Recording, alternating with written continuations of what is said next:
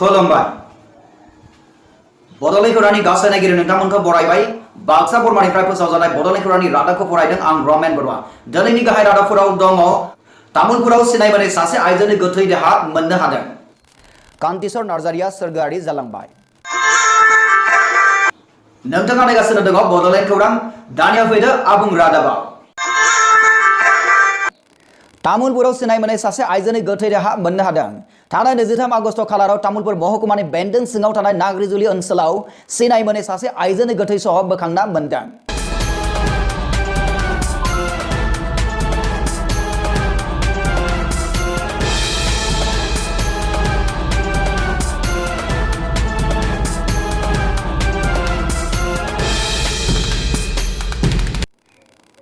गोथै सहखौ नागरिजुलि आउटपोस्टनि सिङाव थानाय ससिपुर गामिनि बाल्थिं दैमायाव फबनानै दोननायखौ नुनानै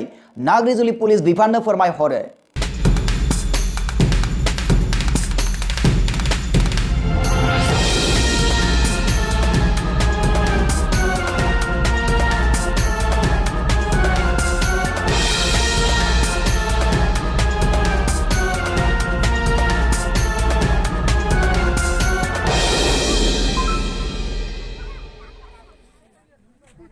रायजो राजाफोरनि फोरमायनाय बादिब्ला बे जाथाया बुथार खोमानानै फबनानै दोननाय जाथाय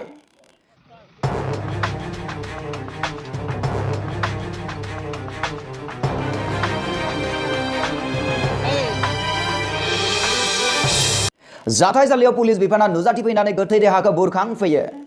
पुलिसा फोरमायदों दि गोथै देहा गोबाव साननि सेवग्लिनाय देहा आरो बैसोआ 23 निफ्राय 25 सोनि गेजेराव जागोन होननानै बिथाङा फोरमायबावो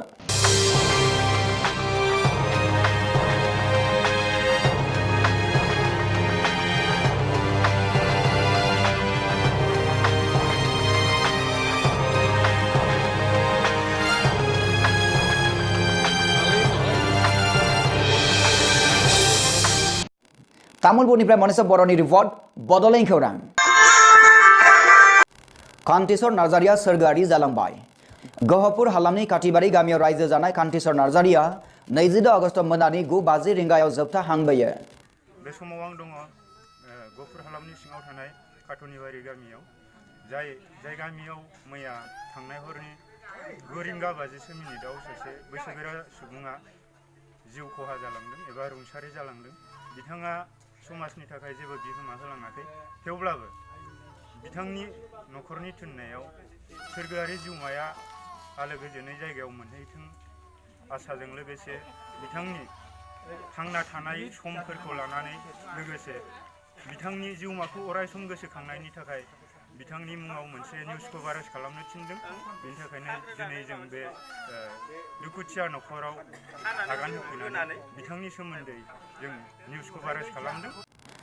बिथाङा बङाइगाव हालामनि सिङाव थानाय गयबारि गामियाव जोनोम मोनदोंमोन आरो गहपुर हालामाव रायजो जादोंमोन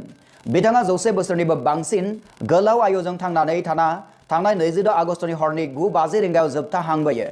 रुंसारि देहाखौ बा गोथै देहाखौ माखासे बिबारजों मान बावनानै बिथांनि जिउमाखौ बिदाय होदों लोगोसे जों दारहा खाख्रबनाय नुथायखौबो नुनो मोन्दों बिथाङा बर' समाजनि सायाव जेबो बिहोमा होलाङाखैमोनब्लाबो बिथां आरो बिथांनि फिसाज्ला आरो बिहामजोनि गोसो होनानै फोरोंसारनायजों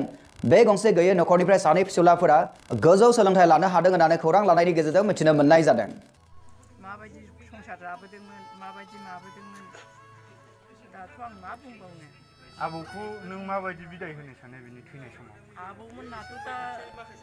थांखाबाय जेब्ला थांथों मोजाङावनो थांबाय आगोलावनो थांबाय आबौआ नोंनि आबौआ इसोरनि खाथियाव मा प्रार्थना खालामो आबौनि सोमोन्दै जों इसोरनावनो बोर बिखाबाय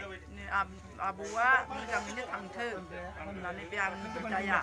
मोजाङैनो थांथों सोरगोबासाव मोजां आलोआलो मोनजाहैथों बड'लेण्ड खौरांनि खौरांगिरिया बिथां रुंसारि जालांनायनि असे फंबायनाव सोंथि सोंनायाव बिदा गोमालांनायनि सोमोन्दै गोथौयै दुखु फोरमायो नोंथांनि मा जायोमोन आंनि जों बिब' बिनानाव साब्रै बिदा फंबाय साथाममोन बे आदाया माबायाव बङाइगाव गयबारियाव जोनोम मोन्दोंमोन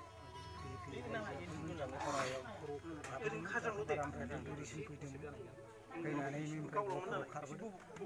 गहपुराव फैनानै गथ' गथाय हजोंनो देरखादों फैनानै सोंथि लानाय समाव बिदा गोमालांनायनि सोमोन्दै गोथौयै दुखु फोरमायो। मख'नो गोनांदि बिथां सोरगोयारि जिउमाखौ बिदाय होयो आरो बिथांनि गोथै देहाखौ आखाइ मुथासे हाजों फबनो बाय बाहागिफोरा दाब दाब जायगानिफ्राय नुजाथिफैयो। बिथांनि थैनायाव नोंथाङा माबा दुखु फोरमायदों नामा? फोरमायनानै जथेस्थ' बैसो जाबाय नालाय थांनायाथ' बयबो बिदायाबो जोंखौ जथेस्थ' खांबोदोंमोन उन्दैनिफ्राय जोंबो उन्दैयावनो बिमाखौ थैजाबाय बुद्धि रोंनायसिमाव बिथांनि बैसोआ अनुमान बेसेबांसो जाखो? 103 माने बहुद खस्थ'यै माने देरबोदोंमोन जोंबो आरो बे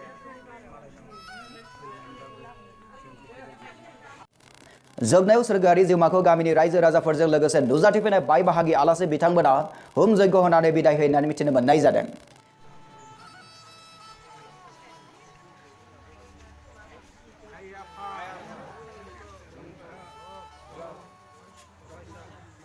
क'क्राझारनिफ्राय बिनोजन नार्जारिनि रिपर्ट बड'लेण्ड खौरां।